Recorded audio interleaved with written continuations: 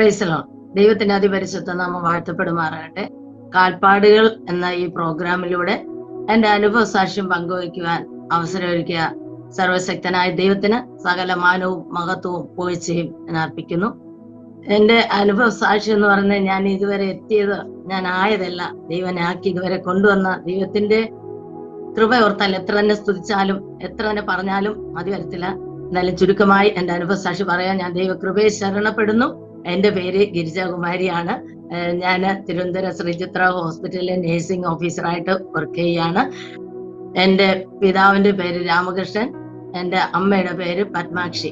പേര് കേട്ടപ്പോൾ നിങ്ങൾക്ക് മനസ്സിലായി കാണാം ഏത് ബാക്ക്ഗ്രൗണ്ട് ആയിരുന്നു എന്ന്. ഞാൻ ഹിന്ദു ബാക്ക്ഗ്രൗണ്ടിൽ നിന്നാണ്. എന്നാൽ എനിക്ക് ദൈവവചനത്തിൽ അടിയുറച്ച ഒരു വിശ്വാസ ഭവനത്തിൽ ജനിച്ച് വളർത്തപ്പെടാനുള്ള ഭാഗ്യം ദൈവം എനിക്ക് ഒരുക്കി തന്നു. അതെങ്ങനെയാണെന്ന് പറഞ്ഞാൽ, എന്റെ മാതാപിതാക്കൾ അവിടെ മാരേജിന് മുമ്പ് തന്നെ കർത്താവിനെ സ്വന്തം രക്ഷിതാവും കർത്താവുമായി സ്വീകരിക്കാനും ദൈവത്തെ അറിയുവാനും ദൈവം അവർക്കൊരു ഭാഗ്യം ഒരുക്കി. അതുകൊണ്ട് എനിക്ക് അപ്രകാരം ഒരു ഭവനത്തിൽ ജനിക്കുവാനും എന്റെ കർത്താവിനെ മനസ്സിലാക്കുവാനൊക്കെ ദൈവം അവസരം ഒരുക്കി. എന്റെ അപ്പന്റെ ഭവനത്തിൽ 8 മക്കളാണുള്ളത്. അവർ 3 ആൺമക്കളും 5 പെൺമക്കളും. സ്വന്തമായിട്ട് ആൽത്തറയൊക്കെ ഉണ്ടായിരുന്നു. 3 ആൽത്തറ ഉണ്ടായിരുന്നു. ദിവസവും അവിടെ എണ്ണ ഒഴിച്ച് വിളക്ക് കത്തിക്കുന്ന ഒരു ശീലം ഉണ്ടായിരുന്നു. അങ്ങനെ ഇരിക്കുമ്പോൾ എന്റെ അപ്പന്റെ അമ്മ പ്രസവിച്ച് 40-ാം ദിവസം രാത്രി പുറത്തിറങ്ങിയപ്പോൾ അവളുടെ ആൽത്തറയിലെ ദേവൻ എതിരെ നിന്നെന്ന് പറഞ്ഞു അടിച്ചു വീഴ്ത്തി. അങ്ങനെ അമ്മച്ചി അബോധാവസ്ഥയിൽ വീണു. അത് കഴിഞ്ഞ് ആശുപത്രി കൊണ്ടുപോയി പല മന്ത്രവാദങ്ങളും പൂജയും ഒക്കെ ചെയ്തു. ആശുപത്രി കൊണ്ടുപോയിട്ട് പിന്നെ ബോധം വീണില്ല. പിന്നെ മന്ത്രവാദം ചെയ്തു, ഭസ്മം വയ്ക്കും, എന്തൊക്കെയോ ചെയ്തിട്ടും ആ അബോധാവസ്ഥയിൽ തന്നെ ചില നാളുകൾ കിടക്കുകയും പിന്നത്തേതിൽ മരിക്കുവാനും ഇടയായി തീർന്നു. ചില നാളുകൾ കഴിഞ്ഞ് ആ കുഞ്ഞ് മരിച്ചു. അങ്ങനെ അപ്പോൾ മുതൽ ഭവനത്തിൽ ഒന്നിനു പുറകെ ഒന്നായി പല പ്രശ്നങ്ങൾ ആ ഭവനത്തിൽ ആഞ്ഞടിക്കാൻ തുടങ്ങി. കുറച്ചപ്പുറത്ത് തന്നെ ഒരു പെന്തക്കോസ്ത് ചർച്ച ഉണ്ടായിരുന്നു. പണ്ട് നാളിലെല്ലാം അവിടെ ആൾക്കാർ വന്ന് ദൈവവചനം പറയുകയും സുവിശേഷം പറയുകയും അപ്പോഴെല്ലാം അവരെ അംഗീകരിക്കുകയോ യേശുവിനെ അംഗീകരിക്കുകയോ ആ ജനത്തെ അംഗീകരിക്കുകയോ ചെയ്തില്ല. അങ്ങനെ ഇരിക്കുമ്പോൾ എല്ലാവർക്കും അസുഖമായി. 3 ആൺമക്കളും പ്രായപൂർത്തിയായ പെൺമക്കളും ഇരിക്കുന്ന ഇരിപ്പിൽ ഇങ്ങനെ അബോധാവസ്ഥയിൽ വീഴും. അങ്ങനെ ഒരു അവസ്ഥയിലൂടെ കടന്നുപോയി. അത് കഴിഞ്ഞിട്ട് ഒരു ദിവസം എന്റെ അപ്പന്റെ അനിയൻ കൊച്ചപ്പൻ ഇങ്ങനെ വിളിക്കാൻ തുടങ്ങി, എനിക്ക് സമാധാനം ഇല്ല, എനിക്ക് അപ്പ എന്നെ കൊല്ലുന്നേന്ന് പറഞ്ഞ് വിളിക്കുന്നു. മൂത്രം പോകുന്നില്ല, വയറെല്ലാം വീർത്ത് കെട്ടി മൂത്രം പോകാത്ത ഒരവസ്ഥ, ഭയങ്കര വയറുവേദന. അങ്ങനെ വിളിക്കുമ്പോൾ അപ്പൂപ്പൻ ആൾറെഡി ഭാര്യ മരിച്ച വിഷമം, ഒരു കുഞ്ഞു മരിച്ചു, പിന്നെ എല്ലാവർക്കും അസുഖമാണ്. ഇങ്ങനെ ഒന്നിനു പുറകെ ഒന്നായി അസുഖമായപ്പോൾ അവിടെ സ്വന്തമായ ആൽത്തറയിൽ വെട്ടിപ്പൊളിക്കാനായിട്ട് മൺമട്ടി എടുത്തുകൊണ്ട് അപ്പൂപ്പൻ ഓടാൻ തുടങ്ങി, വെട്ടാനായിട്ട്. അപ്പോൾ വലിയപ്പൻ പോയി പിടിച്ചു. അപ്പ ചെയ്യരുത്, ദൈവങ്ങളെല്ലാം കോപിക്കും, നമുക്ക് സ്വസ്ഥത തരത്തില്ല എന്ന് പറഞ്ഞു. പക്ഷെ അപ്പൂപ്പൻ അവിടെ നിന്ന വൃക്ഷങ്ങളെല്ലാം കൈകൊണ്ട് വലിച്ചു പറിച്ചെല്ലാം ഓടിച്ചിട്ടിട്ട്, ഇതുങ്ങൾക്കൊന്നും കൊടുത്തിട്ട് ഒരു സമാധാനം എനിക്ക് തരുന്നില്ല, ജീവനുള്ള ഒരു ദൈവം ഉണ്ടോ, സമാധാനം തരുന്ന ഒരു ദൈവം ഉണ്ടോ എന്ന് ഞാൻ നോക്കട്ടെ എന്ന് പറഞ്ഞ് അവിടെ ഇരുന്ന പാലമരം എല്ലാം വലിച്ചൊടിച്ചിട്ടിട്ട് ഈ കൊച്ചപ്പനെ എടുത്തുകൊണ്ട് ആ പള്ളിയിലേക്ക് ഓടുവാൻ ഇടയായി തീർന്നു. അങ്ങനെ കൊച്ചപ്പനെ എടുത്തുകൊണ്ട് പോയി അവിടെ ചെല്ലുന്നതിന് മുമ്പായിട്ട് കുറച്ച് ഇപ്പുറത്തെത്തിയപ്പോൾ കൊച്ചപ്പൻ പറഞ്ഞു, എന്നെ ഇവിടെ നിർത്ത്, ഞാൻ നടന്നു വരാമെന്ന് പറഞ്ഞു. പ്രിയ സഹോദരങ്ങളെ, ആ ദൈവത്തിന്റെ സാന്നിധ്യം നമ്മുടെ 4 ചുവരുകൾക്കകത്ത് ഒതുങ്ങുന്നതല്ല എന്ന് ഇന്ന് നമുക്ക് മനസ്സിലാക്കുവാൻ കഴിയും. അന്നത് മനസ്സിലായില്ല. ആ ദൈവ സാന്നിധ്യത്തിൽ ഇതൊരു രോഗമല്ലായിരുന്നു, പിന്നെയോ അവിടെ ഒരു പൈശാചിക ശക്തി ആയിരുന്നു അത് ബാധിച്ചതും. ഒരു കുഴപ്പമില്ലാതെ നടന്ന് ആ ചർച്ചിൽ പോവുകയും ചെയ്തു. ഇത് നമുക്ക് മനസ്സിലാക്കുവാൻ കഴിയുന്നത്, നാം ആരാധിക്കുന്ന ദൈവം അത് 4 കെട്ടിടത്തിനകത്ത് ഒതുങ്ങുന്നതല്ല, സർവ്വവ്യാപിയായ ദൈവമാണ്. ആ ദൈവ സാന്നിധ്യത്തിൽ അന്ധകാര ശക്തിക്ക് അവിടെ അടങ്ങിയിരിക്കുവാൻ കഴിഞ്ഞില്ല. അങ്ങനെ അപ്പൂപ്പൻ ആ ചർച്ച് കടന്നു പോവുകയും അങ്ങനെയാണ് അവർ ദൈവത്തെ അറിയുവാൻ കാരണമായി തീർന്നു. എന്റെ അമ്മയുടെ ഭവനത്തിലാണെങ്കിൽ 13 പേരാണ്. 8 പെൺമക്കളും 5 ആൺമക്കളും. 8ാമത്തെ മകന് 3.5 വയസ്സ് മുതൽ ഫിറ്റ്സ് എന്നൊരു അസുഖം ഉണ്ടായിരുന്നു. എപ്പിലെപ്സി നിങ്ങൾക്ക് അറിയായിരിക്കും, ബൈബിളിലെ ചന്ദ്രരോഗം എന്ന് പറയും. ആ രോഗത്താൽ ബാധിതനായിട്ട് പല ആശുപത്രികൾ കയറി ഇറങ്ങി, മന്ത്രവാദം, പൂജ, ഇങ്ങനെ അമ്പലങ്ങളൊക്കെ മാറി അവരാൽ ചെയ്യാവുന്ന എല്ലാ കാര്യങ്ങളും ചെയ്തു. പക്ഷേ വിടുതലില്ലായിരുന്നു. അവസാനം ശിവരാമൻ എന്നാണ് മാമന്റെ പേര്. അപ്പോൾ പരശുരാമൻ കൂടിയിട്ടാണ് ആ പേരിട്ടതുകൊണ്ട് പരശുരാമൻ കൂടിയിട്ടാണ്. അതുകൊണ്ട് പരശുരാമൻ ക്ഷേത്രത്തിൽ പോയി അവിടെ 36 മാസം 3 വർഷം അവിടെ പോയി പൂജ കഴിക്കുക, അവർ പറഞ്ഞ നേർച്ച കാഴ്ചകൾ ചെയ്യുകയും പാദം കഴുകുക, എന്തൊക്കെയോ അവരെന്തെല്ലാം പറഞ്ഞോ അതെല്ലാം 36 മാസം അവിടെ പോയി ഇതെല്ലാം ചെയ്തിട്ടും ഒരു കുറവുമില്ല. അങ്ങനെ 26 വയസ്സായി. പ്രിയ സഹോദരങ്ങളെ, 26 വയസ്സായപ്പോൾ ഒരു വലിയൊരു മന്ത്രവാദിയുടെ അടുത്ത് കൊണ്ടുപോയി. അപ്പോൾ ആ മന്ത്രവാദി പറഞ്ഞു, ഇനി പൂജ ചെയ്യാൻ പറ്റത്തില്ല, മന്ത്രവാദം ചെയ്യാൻ പറ്റത്തില്ല, ഒന്നുകിൽ ആ മന്ത്രവാദി മരിക്കും അല്ലെങ്കിൽ മാമൻ മരിക്കും. അപ്പോൾ മന്ത്രവാദിക്ക് ഒരു പേടി, ഇനി മന്ത്രവാദി എങ്ങാനും മരിച്ചു പോയാലോ, അതുകൊണ്ട് ചെയ്യാൻ പറ്റത്തില്ല എന്ന് പറഞ്ഞു. പ്രിയ സഹോദരങ്ങളെ, തൊട്ടപ്പുറത്തേനെ ഒരു ബന്ധക്കോസ്ത ഒരു ചർച്ച ഉണ്ടായിരുന്നു. അവിടെ ആരാധിക്കുമ്പോൾ, അവിടെ ഡ്രം കൊട്ടുമ്പോഴൊക്കെ എന്റെ അപ്പൂപ്പൻ പാട്ടുകളുമായിട്ട് കൂട്ടുകാരെയൊക്കെ വിളിച്ചു വരുത്തി പാട്ടയടിച്ച് ആക്ഷേപിക്കുന്ന ഒരു സാഹചര്യമായിരുന്നു അവരുടേത്. അവരും കർത്താവിനോട് കുറിച്ച് പറയുകയും യേശു രോഗികളെ സൗഖ്യമാക്കുന്നൊക്കെ പറയുമ്പോൾ അവരതെല്ലാം കളിയാക്കുകയും അവരെല്ലാം കളിയാക്കി ഡ്രം അടിക്കുമ്പോൾ ഈ പാട്ട് കൊട്ടി കളിയാക്കുന്ന ഒരവസ്ഥയായിരുന്നു. എന്നാൽ ഇത്രയെല്ലായി, ഇനി മാമൻ മരിക്കും എന്ന സ്റ്റേജ് ആയപ്പോൾ മൂത്ത മാമൻ അവിടുത്തെ പാസ്റ്ററെ പോയി കണ്ടു. പാസ്റ്ററോട് പറഞ്ഞു, ഇങ്ങനെയാണ് സംഭവം, ഞാൻ ഈ പ്രാർത്ഥിച്ച് ഈ മാമന് സുഖം ആകുമെങ്കിൽ ഞാനും അവനും ചർച്ചിൽ വരാം, മതിയെന്ന് വെച്ചു. അങ്ങനെ പാസ്റ്റർ സമ്മതിച്ചു, വന്ന് പ്രാർത്ഥിച്ചു. അങ്ങനെ മാമന് സുഖമായി. അങ്ങനെയാണ് എൻ്റെ അമ്മയും ഫാമിലിയും സുഖമായി ഈ കർത്താവിനെ, ജീവനുള്ള ദൈവത്തെ അറിയാനിടയാത്. അപ്പോൾ തന്നെ എൻ്റെ അമ്മയ്ക്ക് വലിയ വിശ്വാസം എന്ന് വെച്ചാൽ ഇത്രയും വർഷം കൊണ്ട് നടന്നത് അമ്മയാണ്. 26 വർഷം വരെ കൊണ്ട് നടന്നിട്ടോ ഒന്ന് മാറി നടന്നിട്ടോ ഒന്നും നടന്നില്ല. പക്ഷെ അന്ന് പാസ്റ്റർ പ്രാർത്ഥിച്ചപ്പോൾ തന്നെ ഈ രോഗത്തിന്റെ പിന്നിൽ വ്യാപരിച്ച ശക്തി ഇളകുകയും ഈ ഫിക്സ് ഇളകുകയും ചെയ്തു. അപ്പോൾ തന്നെ അമ്മയ്ക്ക് മനസ്സിലായി ഇത് ജീവിക്കുന്ന ഒരു ദൈവമാണ്. അപ്പോൾ തന്നെ പ്രാർത്ഥിച്ച് വിടുതലായി. അങ്ങനെ അവർ ദൈവത്തെ അറിയുന്നതിന് കാരണമായി തീർന്നു. അങ്ങനെയാണ് മാരേജിന് മുമ്പ് തന്നെ അവർക്ക് ദൈവത്തെ അറിയാനിട. പ്രിയ സഹോദരങ്ങൾ, ഇത്രയെല്ലാം ഫൈറ്റ്, എല്ലാ ആശുപത്രിയിലും പോയി, അമ്പലത്തിലും ഒക്കെ പോയി, എല്ലാ വാതിലുകൾ അടഞ്ഞപ്പോഴാണ് ഒരു കർത്താവ് യേശു ക്രിസ്തുവിനെ അറിഞ്ഞത്. അതുകൊണ്ട് അതുപോലെ ഒരു വലിയ വിശ്വാസം, ഒരു അടിയുറച്ച വിശ്വാസം അവർക്കുണ്ടായിരുന്നു. എന്ത് വന്നാലും ദൈവത്തെ പ്രാർത്ഥിക്കുക, അത് മാത്രമേ ഉള്ളായിരുന്നു. ഞങ്ങൾക്കും അത് മാത്രമേ അറിയത്തുള്ളൂ. കല്യാണം കഴിഞ്ഞിട്ട് 5.5 വർഷം വരെ ഒരു റൂമിലായിരുന്നു. ഭയങ്കര ബുദ്ധിമുട്ട്. ഒരു റൂമാണ് തന്നെ ഈ 5.25 വർഷം വരെ. അപ്പോഴത്തേക്ക് ഞങ്ങൾ 4 മക്കളായി തോന്നുന്നു. അപ്പോൾ ഞങ്ങൾ ഒരു റൂമിലാണ്. ഒരു റൂം എന്ന് പറയുമ്പോൾ അടുക്കളയും ബെഡ്റൂമും സ്റ്റോർ റൂമും എല്ലാം ഒന്ന് തന്നെയാണ്. അന്ന് അടുപ്പാണല്ലോ, അടുപ്പിൽ വേവിച്ച് അവിടെ എല്ലാം ചൂടായിരിക്കും. അത് കഴിഞ്ഞ് രാത്രി അടുപ്പിൽ വെള്ളം ഒഴിച്ചിട്ടാണ് പായിട്ട് ഞങ്ങൾ എല്ലാവരും അവിടെ കിടന്നത്. പ്രിയ സഹോദരങ്ങളെ, ദൈവത്തിന്റെ സാന്നിധ്യം അവിടെ ഉണ്ടായിരുന്നു. ദൈവത്തെ അനുഭവിച്ചറിയുന്ന ഒരു ലെവലിലാണ് അവർ വളർന്നതും. അങ്ങനെ വന്ന് 15 സെന്റ് സ്ഥലം വാങ്ങിച്ചു കഴിഞ്ഞപ്പോൾ ഒരു ബെഡ്റൂം, ഒരു ചെറിയ റൂം, പിന്നെ ഒരു ചായ്പ് എന്ന് പറയാം, അടുക്കള പോലെ കുത്തിമറച്ച ഒരു ചായ്പുമായിട്ടാണ് ഞങ്ങൾ അവിടെ താമസം ആരംഭിക്കുന്നത്. അപ്പനും അമ്മയും ഞങ്ങൾ 6 മക്കളാണ്. അതിൽ 2 സഹോദരന്മാരും ഒരു സഹോദരിയും ഒരു കുടുംബമായിട്ട് കർത്താവിന്റെ വേലയിലായിരിക്കുന്നു. ഞങ്ങൾ 6 പേരും ഫുൾ ടൈം ശുശ്രൂഷയും പാർട്ട് ടൈം ജോലിയും എന്ന് പറയാം. അങ്ങനെ ഞങ്ങള് ഒന്നുമില്ലായ്മയിൽ തുടങ്ങി വളരെ കഷ്ടപ്പെട്ടാണ് ഞങ്ങളുടെ ജീവിതം ആരംഭിച്ചത്. അത് കഴിഞ്ഞ് അപ്പൻ ഒരു ജോലി കിട്ടി. എന്താണെങ്കിലും അന്ന് എല്ലാത്തിനും ദശാംശം കൊടുക്കുക, അത് അപ്പന്റെ ഒരു ശീലമായിരുന്നു. ഞാൻ കുഞ്ഞിലെ മുതലും വളരെ അത്ഭുതങ്ങൾ ദൈവം ചെയ്തിട്ടുണ്ട്. എന്ത് രോഗം വന്നാലും ഇന്ന് ആശുപത്രി പോവാ എന്ന് പറയുന്നെങ്കിൽ അന്ന് അങ്ങനെയല്ല. എന്ത് രോഗം വന്നാലും പ്രാർത്ഥിക്കുക. കടഭാരമാണോ പ്രാർത്ഥിക്കുക, വേദനയാണോ പ്രാർത്ഥിക്കുക, പഠിക്കാൻ ബുദ്ധിയില്ലെങ്കിലോ പ്രാർത്ഥിക്കണം. ഇത് മാത്രമേ അറിയത്തുള്ളൂ പ്രിയ സഹോദരങ്ങളെ. അങ്ങനെ വളരെ ബുദ്ധിമുട്ട്. പുല്ല് പറിക്കാൻ പോകണം, ചാണകം വാരണം, അതെല്ലാം കഴിഞ്ഞിട്ടുമാണ് ക്ലാസ്സിൽ പോകാൻ. പഠിക്കുന്നതിന് അന്ന് ഒരു താല്പര്യമില്ല. പ്രത്യേകിച്ച് പെൺപിള്ളേരെ പഠിപ്പിക്കത്തില്ല. അങ്ങനെ ഒരു ഗ്രാമത്തിലാണ് ഞാൻ വളർന്നത്. എന്റെ മാതാപിതാക്കൾ അങ്ങനെ തന്നെയാണ് എന്നെ വളർത്തിയത്. എന്തായാലും ബോർഡ് വായിക്കണം, ബൈബിൾ വായിക്കണം, എല്ലാ ബസ്സിന്റെ ബോർഡൊക്കെ വായിക്കാൻ, എന്റെ അക്ഷരം പഠിക്കണം, അത്രേ ഉള്ളൂ. അങ്ങനെയാണ് അവിടുത്തെ ഞാൻ ആശ്രയിച്ചത് എന്റെ മാതാപിതാക്കളിലോ മറ്റാരും മനുഷ്യരിലാരില്ലല്ലോ, ഞാൻ എന്റെ ദൈവത്തിലാണ് ആശ്രയിച്ചത്. പിന്നെ പുല്ല് പറിക്കാനൊക്കെ പോകുമ്പോ സ്കൂളിലെ ടീച്ചേഴ്സൊക്കെ ആണ്, സ്കൂളിന്റെ അടുത്തെല്ലാം പോയി പുല്ല് പറിക്കും. പക്ഷെ ടീച്ചേഴ്സിനൊക്കെ കാണുമ്പോൾ ഞാൻ ഒളിച്ചിരിക്കുമായിരുന്നു. അന്നേരമൊക്കെ ഞാൻ ഇങ്ങനെ പ്രാർത്ഥിക്കുക, യേശുപ്പ എനിക്കൊരു ജോലി വേണം എന്ന്. അത്രത്തോളം കഷ്ടപ്പെട്ട് ആണ് വളർന്നത്. പക്ഷെ അന്ന് സഹോദരിമാർക്ക്, സ്ത്രീകൾ ജോലിയുള്ള കാര്യം എനിക്കധികം അറിയത്തില്ല. അതൊന്നും എനിക്കറിയത്തില്ല. എനിക്ക് എന്റെ യേശുവിനെ ഭയങ്കര വിശ്വാസമാണ്. അന്നും ഇന്നും എന്റെ മുതലെന്ന് പറയാൻ ദൈവ സ്നേഹവും ദൈവിക വിശ്വാസവും. എന്റെ പ്രിയരെ, ഇനി എന്തൊക്കെ സംഭവിച്ചാലും എന്റെ ദൈവത്തിന്റെ വലിയ കൃപയാണത്. ഇന്നും യേശുവിനെ ഞാൻ സംശയിക്കത്തില്ല. ഞാൻ പ്രാർത്ഥിച്ച എല്ലാത്തിനും എനിക്ക് മറുപടി കിട്ടിയോ എന്ന് ചോദിച്ചാൽ ഇല്ലായിരിക്കാം. പക്ഷെ കിട്ടിയില്ലെങ്കിൽ അതിന്റെ പിന്നിൽ ദൈവത്തിന് ഒരു പർപ്പസ് ഉണ്ട്. അതിനേക്കാളും വലിയൊരു ദൈവം കരുതിയിട്ടുണ്ട്. അതുകൊണ്ട് മാത്രമാണ്. അതുകൊണ്ട് ഞാൻ എന്റെ യേശുവിനെ, എന്റെ ജീവനേക്കാൾ അധികം അന്നും ഇന്നും സ്നേഹിക്കുന്നു. അതുകൊണ്ട് എന്ത് വിഷയമുണ്ടെങ്കിലും ഞാൻ എന്റെ യേശുവിന്റെ അടുത്താണ് ആദ്യം പറയുന്നത്. എന്റെ ശബ്ദം കേൾക്കുന്ന പ്രിയ സഹോദരങ്ങളെ, നമ്മെക്കുറിച്ച് നാം ആഗ്രഹിക്കുന്നേക്കാൾ അധികം നമുക്ക് നമ്മെക്കുറിച്ച് ഒരു പദ്ധതി ഉണ്ടായിരിക്കും.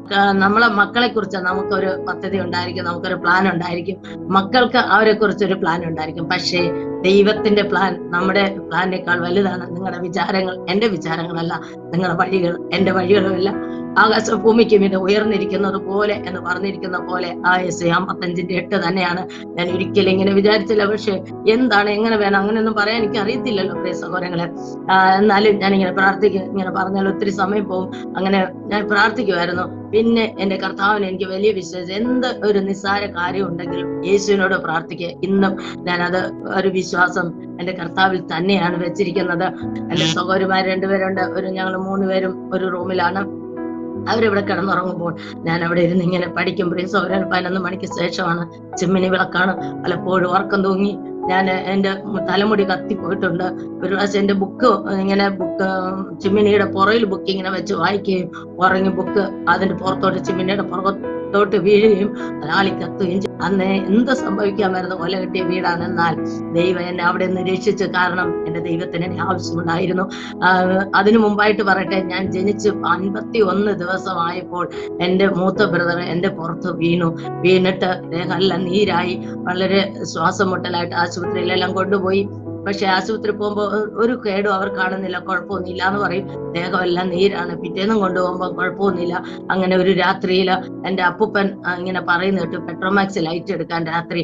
അപ്പോൾ അമ്മയ്ക്ക് മനസ്സിലായി, അന്ന് മരണത്തിനും കല്യാണത്തൊക്കെയാണ് ഈ പെട്രോമാക്സ് ലൈറ്റ് എടുക്കുന്നത്, അല്ലാതെ ചിമ്മിനിയാണല്ലോ. അപ്പോൾ അമ്മയ്ക്ക് മനസ്സിലായി ഞാൻ മരിക്കാൻ പോവാണ്. അമ്മ എന്റെ കയ്യിൽ വെച്ചിട്ട് വളരെ ശക്തമായിട്ട് പ്രാർത്ഥിച്ചപ്പോൾ ക്രൂശീകരിക്കപ്പെട്ട യേശുവിനെ എന്റെ അമ്മ കണ്ടു, ദർശനത്തിൽ കണ്ടു. അപ്പോൾ എനിക്ക് കിട്ടിയ വിടുതലാണ്. പക്ഷേ അന്ന് മുതൽ ഇന്ന് വരെ പല പ്രശ്നങ്ങളിലൂടെ ഞാൻ കടന്നു പോയിട്ടുണ്ട് പ്രശ്നങ്ങൾ. അതെല്ലാം എനിക്ക് പറയാൻ പറ്റത്തില്ല, സമയമില്ല. എന്നാലും അവിടെ എല്ലാം ദൈവം എന്നെ വിടുവിച്ച് ഇതുവരെ കൊണ്ടുവന്നു. ഞാൻ പറയുന്നത്, ദൈവ വാഗ്ദത്തമുള്ള കുഞ്ഞുങ്ങളാണോ എപ്പോഴും അതിന്റെ പിന്നിൽ ഒരു പോരുണ്ട്. പക്ഷേ മനസ്സിലാക്കുക, ജയം നമുക്കാണ്, ദൈവ മക്കൾക്കാണ്, ദൈവത്തിനാണ്. യുദ്ധമുണ്ടെങ്കിൽ ജയം നമുക്ക് തന്നെയാണ്. നമുക്കത് മനസ്സിലാവും. മോശയുടെ കാര്യത്തിലും യേശുവിന്റെ ജനനത്തിലും ഒക്കെ അവരെ നശിപ്പിക്കാൻ നോക്കി, കൊല്ലാൻ നോക്കി അല്ലെ. അവരുടെ അതേ പ്രായത്തിലുള്ള എല്ലാവരും നശിച്ചു. പക്ഷെ അവരെ നശിപ്പിക്കുവാൻ ഒരു ഗവൺമെന്റിനോ നിയമത്തിനോ സാത്താനോ ഒന്നിനും കഴിഞ്ഞില്ല. എന്ന് പറഞ്ഞതുപോലെ പല പ്രതികൂലങ്ങളിലൂടെയൊക്കെ കടന്നുപോയെങ്കിലും ദൈവം അവിടെ വിടുവിച്ചു. ഇതുവരെയും ദൈവം കൊണ്ടുവരുന്നതിന് കാരണമായി തീർന്നു. എന്റെ അമ്മയ്ക്ക്, എന്റെ സഹോദരങ്ങൾക്കൊക്കെ പല അസുഖങ്ങൾ കടന്നു വന്നു. എന്റെ മൂത്ത ബ്രദറിന് കണ്ണ് കാണത്തില്ലായിരുന്നു, പ്രാർത്ഥനയിലാണ് മാറിയത്. ഇളയ ബ്രദർ ഒരാഴ്ചയായിട്ട് അബോധാവസ്ഥയില് കിടന്നു. ഒരു വയസ്സില് അബോധാവസ്ഥയിൽ ഒരാഴ്ച കിടക്കുമെന്ന് പറയുമ്പോൾ അവിടെ വെള്ളം നനച്ചു കൊടുത്ത് ഇങ്ങനെ കിടക്കുമായിരുന്നു. 7ന്റെ അന്ന് അമ്മ എന്ന് വിളിച്ച് എണീറ്റ് വന്ന് നിന്റെ ശുശ്രൂഷയിലായിരിക്കുന്നു. എന്റെ ഒരനിയത്തി 1 വയസ്സായപ്പോൾ മലദ്വാരത്തിൽ കൂടെ ഇങ്ങനെ ബ്ലഡ് പൊക്കോണ്ടിരുന്നു. അതും പ്രാർത്ഥനയിലാണ് സുഖമായത്. എന്റെ അമ്മയ്ക്ക് ന്യൂമോണിയ വന്നു. എന്നാല് പൊട്ടിയെന്ന് പറയും, രക്തം ഒക്കെ ഇങ്ങനെ ഛർദ്ദിക്കുമായിരുന്നു. അത് പ്രാർത്ഥനയിലാണ് സുഖമായത്. എന്റെ അമ്മയ്ക്ക് ബ്രസ്റ്റ് ആബ്സസ് വന്നു. അത് പൊട്ടി ഇങ്ങനെ രക്തവും ബ്ലഡുമായിട്ട് പോകുമായിരുന്നു. അവിടെയും പ്രാർത്ഥിച്ച് ഇങ്ങനെ അനേക അത്ഭുതങ്ങളിലൂടെയാണ് ദൈവം നമ്മെ കൊണ്ടുവന്നത്. അതുകൊണ്ട് വലിയ അടിയുറച്ചൊരു വിശ്വാസം എനിക്കുണ്ടായിരുന്നു. മാത്രമല്ല, അടുത്തുള്ള വീടുകളിലൊക്കെ ഉള്ളവരും ഇങ്ങനെ അത്ഭുതങ്ങൾ കണ്ടിട്ട് ഞങ്ങൾ അവിടെ കൊണ്ടുവരുമായിരുന്നു. എന്റെ മാതാപിതാക്കൾ ഇല്ലെങ്കിൽ ഞങ്ങൾ 6 പേരാണ്. ഞങ്ങൾ ഒരു പായിടുക, മുട്ടുകുത്തി അവിടെ ഇരുന്ന് പ്രാർത്ഥിക്കുക. പ്രിയ സഹോദരങ്ങളെ, അവിടെ ദൈവം വിടുവിക്കും. ദൈവം പറയുന്നതോ വിശ്വസിക്കുന്നവന് സകലവും സാധ്യം. ഞാനത് പൂർണ്ണമായി വിശ്വസിക്കുന്ന വിശ്വാസമാണ് ദൈവം ചോദിക്കുന്നത്. നമ്മൾ വിശ്വസിച്ചാൽ അവിടെ വിടുതൽ കാണുവാൻ കഴിയും. അങ്ങനെ ചെറിയ കാര്യത്തിന് പോലും ദൈവസന്നെ പ്രാർത്ഥിക്കും. മാത്രമല്ല, ഒന്നുകൂടെ പറഞ്ഞാൽ, ദൈവിക കാര്യത്തിൽ ഒരു മുടക്കം വെക്കത്തില്ല. ഞങ്ങൾ അന്ന് 1 മണിക്കൂർ യാത്ര ചെയ്തിട്ട് വേണം മീറ്റിങ്ങിന് കടന്നു വന്നിട്ടുണ്ട്. ഞായറാഴ്ച മാത്രമേ പോകാൻ പറ്റത്തുള്ളൂ.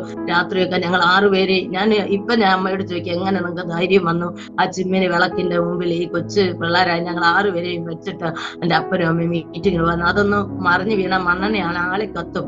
എന്നാലും അവരെ ദൈവത്തിന്റെ കരങ്ങളിൽ ഏൽപ്പിച്ചിട്ട് പോയി. ആർക്കും ഒന്നും പറ്റിയില്ല. പ്രിയ സഹോദരങ്ങളെ, ഇന്നും ഞങ്ങൾ ആരോഗ്യത്തോടെ സൂക്ഷിക്കുന്നു. ആഹാരത്തിന് ഒന്നും ഇല്ല. രാവിലെ പച്ചവെള്ളമാണ് പ്രാർത്ഥിച്ച് തരുന്നത്, കഞ്ഞിവെള്ളം പോലും കാണത്തില്ല. എന്നാലും അന്ന് ഒരു ഡെഫിഷ്യൻസി ഡിസീസും വന്നില്ല. ദൈവമാണ് നമുക്ക് ആരോഗ്യം തരുന്നത്. നമ്മൾ കഴിക്കുന്ന ആഹാരത്തിൻ്റെതല്ല നമ്മുടെ ആരോഗ്യം, ദൈവത്തിന്റെ ദാനമാണ്. ആരോഗ്യം ദൈവത്തിന്റെ ദാനമാണ് എന്നുള്ളതിന് ഒരു ഉത്തമ സാക്ഷിയാണ് ഞാൻ. അങ്ങനെ ഒത്തിരി കഷ്ടപ്പെട്ടാണ് വളർന്നത്. പ്രിയ സഹോദരങ്ങളെ, ഞാൻ പറഞ്ഞല്ലോ, എനിക്ക് പഠിക്കാൻ വലിയ കഴിവൊന്നും ഇല്ലായിരുന്നു. എനിക്ക് പഠിക്കണമെന്ന് ആഗ്രഹമുണ്ട്. പക്ഷെ സഹോദരന്മാരെ, ആ മക്കളെ പഠിപ്പിക്കണമെന്ന് എന്റെ ഫാദറിന് വലിയ ആഗ്രഹമായിരുന്നു. അവര് ട്യൂഷനൊക്കെ വിടും. എനിക്ക് പഠിക്കുന്ന കാര്യം, ഏത് കാര്യമായാലും ചെയ്താൽ നന്നായിട്ട് ചെയ്യുക. അത് ഇപ്പോഴും ഏതെങ്കിലും ഒരു കാര്യം നമ്മെ ഏൽപ്പിച്ചാൽ അത് വിശ്വസ്തയോടെ ചെയ്യുക എന്നുള്ള കാര്യം എനിക്ക് അന്നും ഇന്നും ഞാനത് എന്റെ മുതൽക്കൂട്ടാക്കി വെച്ചിരിക്കുകയാണ്. അങ്ങനെ 7ാം ക്ലാസ്സിലായപ്പോൾ ഒരു പരീക്ഷയ്ക്ക് എനിക്ക് 7 മാർക്കാണ്. ഞാൻ ആ പേപ്പർ വലിച്ചു കീറിയിട്ട് ഞാൻ അവിടെ ഇരുന്ന് ഒത്തിരി കരഞ്ഞു. ഞാനങ്ങനെ ഒത്തിരി കരഞ്ഞു. എന്റെ ഫ്രണ്ട്സ് ഒക്കെ എനിക്ക് പറഞ്ഞു തരും, പക്ഷെ എനിക്ക് അറിയത്തില്ല. അന്ന് ആ 12ാം വയസ്സിൽ ഞാൻ പരിശുദ്ധാത്മാഭിഷേകം നിറയാൻ തുടങ്ങി. പരിശുദ്ധാത്മാനം നിറഞ്ഞു. പ്രിയ സഹോദരൻ, അന്ന് മുതൽ എന്റെ ആത്മീയ ജീവിതത്തിലും എന്റെ വിദ്യാഭ്യാസം എല്ലാത്തിലും രാത്രിയും പകലും പോലെ വലിയൊരു വ്യത്യാസം എന്റെ ജീവിതത്തിൽ അനുഭവിക്കാൻ അന്ന് മുതൽ ഇന്ന് വരെയും എല്ലാം നടത്തുന്നത് പരിശുദ്ധാത്മാവ് തന്നെയാണ്. പരിശുദ്ധാത്മാവിന്റെ ഗൈഡൻസ് അനുസരിച്ച് പോവാൻ ദൈവം കൃപ ചെയ്തു. അല്ലാതെ എന്റെ പാരന്റ്സോ മറ്റ് മനുഷ്യരോ ആരും അല്ല എന്നെ ഇതുവരെ എത്തിച്ചതോ. അതിലൂടെ പല മനുഷ്യന്റെ ദൈവം ഉപയോഗിച്ച് ഇല്ലെന്ന് ഞാൻ പറയുന്നില്ല. അത് കഴിഞ്ഞ് ഞാൻ പരിശുദ്ധാത്മാഭിഷേകം പ്രാപിച്ച അന്ന് മുതൽ ഞാൻ യേശുവിനെ കുറിച്ച് എല്ലാവരോടും പറയും. കൊച്ചു കഥകളിലൂടെ എനിക്ക് അറിയാവുന്ന പോലെ ബൈബിൾ വായിക്കുക. ആർക്ക് എന്ത് വിഷയം വന്ന് പഠിക്കാൻ ബുദ്ധിയില്ലെന്ന് പറഞ്ഞാൽ ഞാൻ അവർക്ക് വേണ്ടി പ്രാർത്ഥിക്കും. ഞാൻ എപ്പോഴും പ്രാർത്ഥിക്കുന്നതിന് മുമ്പ് ഒരു ബൈബിൾ എടുത്തൊരു വചനം വായിക്കുക, പ്രാർത്ഥിക്കുക. യേശുപ്പാ, എനിക്ക് ബുദ്ധി തരണേ എന്ന് പറഞ്ഞ് പ്രാർത്ഥിച്ചിട്ട്, ആരും പഠിപ്പിച്ചല്ല, എന്റെ പാരന്റ്സ് പഠിപ്പിച്ചതല്ല. പ്രിയ സഹോദരങ്ങളെ, അത്ഭുതം എന്ന് പറയട്ടെ, പേപ്പർ കൊണ്ടുവന്നപ്പോൾ 25ന് 23 മാർക്ക്. ക്ലാസ്സിൽ ഫസ്റ്റ് ആയിരുന്നു. എന്റെ ജീവിതത്തിൽ ഞാൻ ഒരിക്കലും ചിന്തിച്ചിട്ടില്ലാത്ത ഒരു ലെവലായിരുന്നു. ഞാൻ എന്റെ ദൈവത്തെ സ്നേഹിച്ചത് എനിക്ക് നല്ല മാർക്ക് കിട്ടിയതിനല്ല, എനിക്ക് ബുദ്ധി തന്നതിനല്ല. അതിനു മുമ്പേ ഞാൻ എന്റെ യേശുവിനെ ഞാൻ സ്നേഹിക്കുന്നു. ഇന്നും എന്റെ നന്മകൾ ഓർത്തല്ല. പക്ഷെ ആ ദൈവത്തെ സ്നേഹിക്കുന്നവർക്ക്, നിർണയപ്രകാരം വിളിക്കപ്പെട്ടവർക്ക് സ്ഥലം നന്മയ്ക്കായി കൂടി വ്യാപരിക്കുന്നു എന്ന് പറഞ്ഞാൽ, നാം ദൈവത്തെ സ്നേഹിക്കുമ്പോൾ നമ്മുടെ മക്കൾ നമ്മെ സ്നേഹിച്ചാൽ നമ്മുടെ മക്കൾക്ക് ആവശ്യമുള്ളതെല്ലാം നമ്മൾ നൽകി കൊടുക്കും, അല്ലെ? അതുപോലെ ദൈവത്തെ സ്നേഹിക്കുന്നവർക്ക് ദൈവം ഒരു നന്മയും മുടക്കുകയില്ല. നേരായി നടക്കുന്നവർക്ക് നന്മയൊന്നും മുടക്കില്ല. ഞാൻ അനേക വാക്യങ്ങളുണ്ടല്ലോ, അതെല്ലാം നിങ്ങൾക്ക് അറിയാം. അങ്ങനെ ഞാൻ പഠിക്കാനിടയായി. ഇതുപോലെ ഞങ്ങളുടെ പരയിടത്തിലായിരുന്നു ചർച്ച്. അപ്പോൾ ചാണകം മെഴുകുന്നത് ഞാനും എന്റെ അനിയത്തിമാരൊക്കെ ചാണകം മെഴുകുന്ന. പ്രിയ സഹോദരങ്ങളെ, അന്ന് ചർച്ചിൽ ചാണകം മെഴുകിയ ആ കൈ കൊണ്ടാണ് ഇന്ന് ഞാൻ ഈ ബുക്കുകൾ എഴുതുന്നതും. ബുക്ക് എഴുതുന്ന കാര്യം ഞാൻ പിന്നീട് പറയാം. എന്റെ ദൈവം ഒന്ന് മാനിക്കുമെന്നോ എന്നെ ഉയർത്തണമെന്നോ എനിക്ക് സ്റ്റേജ് വേണമെന്നൊന്നും ഓർത്തല്ല ചെയ്തത്. പക്ഷെ അങ്ങനെ പോയി. അങ്ങനെ 10ാം ക്ലാസ്സിലെ പരീക്ഷയുടെ തലേദിവസം, മാത്സിന്റെ പരീക്ഷയുടെ തലേദിവസം രാത്രിപ്പ് മീറ്റിംഗ് ആണ്. അപ്പൊ എന്റെ ഫാദർ പറഞ്ഞു, മോളെ നാളെ പരീക്ഷയല്ല, ഇവിടെ ഇരുന്ന് പഠിക്കുന്ന ഈ പഠിച്ചോളാൻ പറഞ്ഞു. ഞാൻ പറഞ്ഞില്ല, എന്റെ ദൈവത്തെ മറന്ന് ഞാനൊരു പഠിത്തമില്ല. പ്രിയ സഹോദരങ്ങളെ, ഇന്നേ വരെ ഞാൻ എൻട്രൻസ് കോച്ചിങ്ങിനൊക്കെ പോയപ്പോഴും ഇന്നേ വരെ ഞാൻ മീറ്റിംഗ് മുടക്കി ഞാൻ പോയിട്ടില്ല. പക്ഷേ നല്ല മാർക്ക് എനിക്ക് കിട്ടി. എന്റെ വീട്ടിൽ ഞങ്ങൾ 6 പേരെന്ന് പറഞ്ഞല്ലോ. എന്റെ 2 സഹോദരിമാരും നല്ല വെളുത്തതാണ്, അമ്മ നല്ല വെളുപ്പാണ്. പക്ഷെ ഞാൻ എന്റെ ഫാദറിനെ പോലെയാണ്. അപ്പോൾ ഇങ്ങനെ ആന്റിമാരൊക്കെ, ബന്ധുക്കളൊക്കെ പറയും ഞാൻ കറുത്തതാണ്, എന്നെ ആരെ കല്യാണം കഴിക്കും എന്നിങ്ങനെ പറയുമ്പോൾ നമ്മുടെ കുഞ്ഞു മനസ്സിൽ അതൊക്കെ ഭയങ്കര ഒരു മുറിവായിട്ട് തന്നെ എനിക്ക് കടന്നു. എന്നിട്ട് ഇങ്ങനെ പറയും, എനിക്ക് കൊടുക്കുന്ന ഡൗറിയുടെ പകുതിയോ അങ്ങനെ കൊടുത്താൽ മതി അനിയത്തിമാർക്കെന്നൊക്കെ. അപ്പോഴേ ഞാൻ ഇങ്ങനെ പ്രാർത്ഥിക്കേണ്ടത്, എനിക്ക് ഡൗറി ഇല്ലാതെ ഒരു കല്യാണാലോചന വരണേന്ന് ഞാൻ കുഞ്ഞു മനസ്സിലെ ഞാൻ പ്രാർത്ഥിക്കുമായിരുന്നു. അത് മനുഷ്യർ മുഖം കാണുമ്പോൾ നമ്മുടെ ഹൃദയം കാണുന്ന ഒരു ദൈവമാണ്. പക്ഷെ അന്ന് എനിക്ക് ദൈവം നല്ല ബുദ്ധി തന്നു. SSLCക്ക് നല്ല മാർക്ക് കിട്ടാൻ ദൈവം കൃപ ചെയ്തു. അങ്ങനെ നല്ല മാർക്ക് കിട്ടി. അപ്പോൾ കോളേജിൽ വിടത്തില്ല, കോളേജിൽ പോയാല് തെറ്റിപ്പോവും എന്നൊക്കെയാണ് അവിടെ ഗ്രാമത്തിൽ അങ്ങനെ ഒരു ചൊല്ലുണ്ട്. മാത്രമല്ല, അവിടെ നിന്ന് ആകെ ഒരു ചേച്ചിയാണ് കോളേജിൽ പഠിച്ചത്. ആ ചേച്ചി വേറൊരു അവിടെ തന്നെ ഫിസിക്സ് കൊണ്ട് പഠിപ്പിച്ചൊരു സാറിന്റെ കൂടെ ഒളിച്ചോടുകയും പോയി. അപ്പൊ എനിക്കും പേടിയാണ്, എനിക്കും കോളേജിൽ പോകാൻ ഇഷ്ടമില്ല. ഞാൻ ഓർത്ത് 4th ഗ്രൂപ്പ് എടുത്തിട്ട് ബാങ്ക് ടെസ്റ്റ് ഒക്കെ എഴുതാം എന്ന് ഓർത്തിട്ട് ഞാൻ അങ്ങനെ സമ്മതിച്ചു. പക്ഷെ ഞങ്ങളുടെ പിന്നെ സാറും ഞങ്ങളുടെ പാസ്റ്ററും ഒക്കെ എന്റെ ഫാദറിന്റെ വഴക്ക്, കൊച്ചല്ലേ പഠിക്കാൻ വിടാൻ പറഞ്ഞു. അങ്ങനെയാണ് കോളേജിൽ വിടാൻ തന്നെ എന്റെ ഫാദർ തീരുമാനിച്ചു. അപ്പൊ ഏത് ഗ്രൂപ്പ് എടുക്കണമെന്ന് അറിയില്ല, ഓപ്ഷൻ വെക്കണമല്ലോ. അപ്പോൾ 1st 2nd എനിക്ക് ഇഷ്ടമാണ്. ഇപ്പൊ 2നും അയച്ചു. ആദ്യം മാത്സ് വന്നു, പിന്നെ 2ാമത്തെ ദിവസമാണ് സയൻസ്. എന്റെ പ്രിയ സഹോദരൻ, ആരും പ്രവചനം പറഞ്ഞില്ല, ആരോട് ആലോചന ചോദിച്ചില്ല. നമ്മളിലുള്ള പരിശുദ്ധാത്മാവ് തന്നെ നമുക്ക് ആലോചന പറഞ്ഞു തരുമെന്ന് അന്ന് മുതൽ, എന്റെ കുഞ്ഞു നാളിൽ മുതൽ ദൈവം ആലോചന പറഞ്ഞു തന്നു. അങ്ങനെ മാറി ചെന്ന് സയൻസ് ഗ്രൂപ്പിന് പോയി. അതുകൊണ്ടാണ് ഞാൻ ഇവിടെ എത്തിയത്. ഫസ്റ്റ് ഗ്രൂപ്പ് എടുത്തെങ്കിൽ തീർച്ചയായിട്ടും BSc നഴ്സിംഗ് പോകാൻ പറ്റത്തില്ല. അന്ന് അവിടെ ചെല്ലുമ്പോൾ എൻട്രൻസിന് എല്ലാവരും പോകുന്നുണ്ട്. 600 രൂപയാണ്. എല്ലാവരും പറഞ്ഞെങ്കിൽ അന്ന് 600 രൂപയ്ക്ക് നല്ല വിലയുണ്ട്. പക്ഷെ എനിക്കത് പറ്റിയില്ല, വീട്ടിൽ പറഞ്ഞില്ല. എക്സാം എല്ലാം കഴിഞ്ഞ്, പ്രാക്ടിക്കൽ കഴിഞ്ഞ് 3 മാസമേ ഉള്ളൂ എൻട്രൻസ് എക്സാമിന്. അപ്പോൾ ഒരു സാറ് പറഞ്ഞു, നിങ്ങൾ 50% മാർക്ക് കിട്ടും എന്ന് ഉറപ്പുള്ളവരെല്ലാം ഒരു ഒബ്ജക്റ്റ് വിനായക ബുക്ക് സ്റ്റോറിൽ ഒരു ബുക്ക് കിട്ടും, 100 രൂപയാണ്, അത് വാങ്ങി എഴുതാൻ പറഞ്ഞു. അപ്പൊ എനിക്കൊരു വിശ്വാസം എന്റെ യേശു എനിക്ക് തരും. ഏത് എടുത്താൽ ഏതെടുക്കണം എങ്ങനെയൊന്നും പറഞ്ഞു തരാൻ അന്ന് ആരും ഇല്ല. പ്രിയ സാറുകൾ, എന്റെ ദൈവം എത്ര വിശ്വസ്തനാണ്. ദൈവം നമ്മെ എവിടെ എത്തിക്കണമെന്ന് ദൈവം മുന്നമേ ലോക സ്ഥാപനത്തിന് മുമ്പ് ദൈവം നമ്മെ കണ്ടിട്ടുണ്ടെങ്കിൽ ആ ഒരു വിളിയെ തടയുവാൻ ഒരു മനുഷ്യർക്ക് സ്വന്തം പാരന്റ്സിന് പോലും കഴിഞ്ഞിട്ടില്ല എന്ന് വേണം ഓർക്കാൻ. അന്ന് എല്ലാവരും 8th സ്റ്റാൻഡേർഡ് അല്ലെ 9th 18 വയസ്സ് വരെ നോക്കത്തില്ല. 16 17 വയസ്സൊക്കെ ആകുമ്പോ കെട്ടിച്ചു വിടുക. മാക്സിമം SSLC ആകുമ്പോൾ കെട്ടിച്ചു വിടുക. മറ്റേ സഹോദരന്റെ ബന്ധുപത്രങ്ങളൊക്കെ അങ്ങനെയാണ്. മാത്രമല്ല ഞങ്ങൾ 3 പെൺപിള്ളേരാണ്. അതൊക്കെ കണ്ടപ്പോ എന്റെ ആന്റിമാരൊക്കെ ഭയങ്കരമായിട്ട് പ്രശ്നം ഉണ്ടാക്കി. എന്നിട്ടും ദൈവം വിശ്വസ്തനാണ് ഇതുവരെ എത്തിക്കാൻ. അങ്ങനെ അന്ന് ഓരോ ഓപ്ഷന് 75 രൂപ കൊടുക്കണം. അങ്ങനെ 75 രൂപയോടെ അടച്ച് BSc നഴ്സിംഗ് ഓപ്ഷൻ വെച്ചു. അത് തന്നെ ലഭിച്ചു. അത് അന്ന് കേരളത്തിലെ 75 സീറ്റേ ഉള്ളൂ. ആ 75 സീറ്റിൽ ഒരു സീറ്റ് ഈ തിരുവനന്തപുരം മെഡിക്കൽ കോളേജിൽ തന്നെ എന്റെ ദൈവം എനിക്ക് വേണ്ടി റിസർവ് ചെയ്തു. ഈ ലോകത്തിലെ ഗവൺമെന്റിന്റെ ഒരു റിസർവേഷൻ ഇല്ലായിരുന്നു. സ്വർഗീയ ഗവൺമെന്റിന്റെ ഒരു റിസർവേഷൻ ലോക സ്ഥാപനത്തിന് മുമ്പ് എനിക്കുണ്ടായിരുന്നു. അതുകൊണ്ട് ഞാൻ അവിടെ എത്തി. അവിടെ വരുമ്പോൾ ഒരു യൂണിഫോമും ഒരു പുതിയ നിയമം, ഒരു നല്ലൊരു ബൈബിള് പോലും ഇല്ലാതെയാണ്, ഒരു സാരിയും ഒരു യൂണിഫോമും ഞാൻ പഠിച്ചിറങ്ങുമ്പോഴും ആ ഒരു യൂണിഫോം ആയിട്ട് തന്നെയാണ് ഇറങ്ങിയത്. അവിടെ ഒരു പ്രയർ ഗ്രൂപ്പ് തുടങ്ങാൻ കാരണമായി തീർന്നു. അവിടെ വലിയ പ്രശ്നമായി. പലരും അഭിഷേകത്താൻ നിറഞ്ഞു. അങ്ങനെ ഊമക്കത്തുകൾ വന്നു. ഞാൻ പെന്തക്കോസ്ത് ആക്കുന്നെന്ന് പറഞ്ഞിട്ട് ഊമക്കത്ത് വന്നു. അങ്ങനെ പ്രിൻസിപ്പൾ വിളിച്ചു എന്നെ ഒത്തിരി വഴക്ക് പറയാനുണ്ടായി. ഒരു നൺ സിസ്റ്റർ ഉണ്ടായിരുന്നു. എന്നിട്ട് അവിടെ എല്ലാം ഇന്ത്യനും മാർക്കുണ്ട്. പ്രിയരെ, ഇന്ത്യൻ എന്നെ തോൽപ്പിച്ചാൽ നമ്മൾ ആ പരീക്ഷ തോക്കും. പക്ഷെ മനുഷ്യരെ എനിക്കൊരു പേടിയില്ലായിരുന്നു. അന്നൊക്കെ എങ്ങനെ ആ ഒരു സ്പിരിച്വൽ ബോൾഡിനെസ് അന്നും ഇന്നും ഉണ്ടെന്ന് പറയാം. ഇന്ന് കുറച്ച് ഞാൻ മാറ്റി വെച്ചിട്ടുണ്ട്. പക്ഷെ ദൈവം തരുന്ന ആ ഒരു സ്പിരിച്വൽ ബോൾഡിനെസ്സിന് നാം അത് പ്രവർത്തിച്ചാൽ മതിയാവുള്ളൂ. അങ്ങനെ എന്നെ ആരും ഇന്ത്യൻ എന്നെ തോപ്പിച്ചില്ല. ദൈവകൃപയാല് 68% മാർക്കോട് കൂടെ പാസ്സാകാൻ ഇടയാക്കി. അങ്ങനെ അവിടെ പഠിച്ചു കഴിഞ്ഞപ്പോ ശ്രീചിത്രയില ഞങ്ങൾക്ക് പോസ്റ്റിംഗ് ഉണ്ട്. അവിടെ പോയപ്പോ എനിക്ക് ഭയങ്കരമായിട്ട് ഇഷ്ടപ്പെട്ടു. എല്ലാ സൗകര്യങ്ങളും നമ്മൾ പഠിക്കുന്നത് പോലെ എല്ലാം ചെയ്യാനുള്ള അവസരങ്ങളുണ്ട്. മെഡിക്കൽ കോളേജിൽ ഒന്നുമില്ല പ്രിയരെ. എന്റെ ഉള്ളിൽ ഞാൻ പ്രാർത്ഥിച്ചു പോലില്ല. എന്റെ ആഗ്രഹമായിരുന്നു ദൈവമേ ഇവിടെ ജോലി കിട്ടിയെങ്കിൽ കൊള്ളായിരുന്നു. അതുപോലെ തന്നെ അവിടെ ഒരു ജോലി കിട്ടി. അതൊരു സർപ്രൈസ് ആയിരുന്നു. ലാസ്റ്റ് ഡേറ്റ് അറിഞ്ഞില്ല. ഞാൻ ലാസ്റ്റ് ഡേറ്റ് കഴിഞ്ഞ പിറ്റേന്നാണ് ഞാനത് അറിയുന്നത്. ഞാനത് വീട്ടിൽ വന്ന് ഒത്തിരി ഞാൻ കരഞ്ഞു. ലാസ്റ്റ് ഡേറ്റ് കഴിഞ്ഞ അപ്ലൈ ചെയ്ത് അവിടെ റിജക്ട് ചെയ്യുന്ന വെച്ചാൽ 1000 ആപ്ലിക്കേഷൻ ആണ് അവിടെ വരുന്നത്. അപ്പോൾ എങ്ങനെയെങ്കിലും റിജക്ട് ചെയ്യാനേ നോക്കത്തുള്ളൂ. എന്നിട്ട് ഞാനത് പോസ്റ്റ് ചെയ്യായിരുന്നു. പോസ്റ്റ് ചെയ്താൽ 3 ദിവസം കഴിഞ്ഞേ കിട്ടത്തുള്ളൂ. അങ്ങനെ വിളിക്കത്തില്ല, അല്ലെ ഞാൻ കൊണ്ടുവന്നിട്ടേനെ, പക്ഷെ അത് വിളിക്കത്തില്ല. അങ്ങനെയൊക്കെ ഒരു നാൾ കഴിഞ്ഞപ്പോ എന്റെ ഫാദർ പറഞ്ഞു. എന്റെ ഫാദർ ആ സ്ഥാനത്ത് അവിടെ തന്നെ വെങ്ങാനൂർ തന്നെ പോസ്റ്റ് ഓഫീസിലെ പോസ്റ്റ്മാനാണ്. അപ്പൊ അവന്റെ ഫാദർ വന്നിട്ട് പറഞ്ഞു, വെങ്ങാനൂർ ഒരു കൊച്ചിന് ശ്രീചിത്രന്ന് ടെസ്റ്റിനെ കാർഡ് വന്നെന്ന് പറഞ്ഞു. ഞാൻ ഭയങ്കരമായിട്ട് പൊട്ടിക്കരത്. അപ്പോൾ എന്റെ ഫാദറിന് മോളെ നിനക്ക് വന്നിട്ടുണ്ട്. ഞാൻ പറഞ്ഞില്ല, ചിത്രയിൽ അങ്ങനെ ഒരു നിയമം ഇതുവരെ ഉണ്ടാകത്തില്ല, എങ്ങനെയെങ്കിലും റിജക്ട് ചെയ്യാനായി അവര് നോക്കത്തുള്ളൂ. അപ്പോൾ എനിക്ക് ആ ടെസ്റ്റിന്റെ കാർഡ് എന്റെ കയ്യിൽ തന്നു. ഭയങ്കരമായിട്ട് ഞാൻ പൊട്ടിക്കരഞ്ഞു. ദൈവസന്നിധിയിൽ കരഞ്ഞു പ്രാർത്ഥിച്ചു. പ്രിയസഹോദരങ്ങളെ, ശ്രീചിത്രയിൽ 5ാമത്തെ റാങ്കായിരുന്നു എനിക്ക്. അങ്ങനെ 22.5 വയസ്സില് ഒരു സെൻട്രൽ ഗവൺമെന്റ് ജോലി. എന്നെ പഠിപ്പിക്കത്തില്ല എന്ന് എന്റെ വീട്ടുകാരും എന്റെ ബന്ധുക്കളും എന്റെ നാട്ടുകാരും എന്റെ ചർച്ചുകാരും എല്ലാവരും ഒരുപോലെ വിചാരിച്ച സ്ഥാനത്ത് 22 വയസ്സിൽ ഒരു സെൻട്രൽ ഗവൺമെന്റ് ജോലി എന്റെ ദൈവം തന്നെങ്കിൽ ആ ദൈവത്തെ എനിക്ക് മറക്കാൻ പറ്റുമോ? എന്റെ ജീവിതത്തിൽ ഞാൻ ചിന്തിച്ചതല്ല, ഞാൻ സ്വപ്നത്തിൽ പോലും വിചാരിച്ചതല്ല. ദൈവത്തെ സ്നേഹിക്കുന്നവർക്ക്, നിർണയപ്രകാരം വിളിക്കപ്പെട്ടവർക്ക് ദൈവം എല്ലാം കരുതിയിട്ടുണ്ട്. അതുകൊണ്ടാണ് ഞാൻ പറഞ്ഞത്, നമുക്ക് വേണ്ടി, നമ്മുടെ മക്കൾക്ക് വേണ്ടി എല്ലാം കരുതുന്ന ഒരു ദൈവം. ഇന്നോ ഇന്നലെ അല്ല കരുതിയത്. ഞാൻ ഒരു BSc എന്താന്ന് പോലും കേട്ടിട്ടില്ല, ഞാൻ കണ്ടിട്ടില്ല.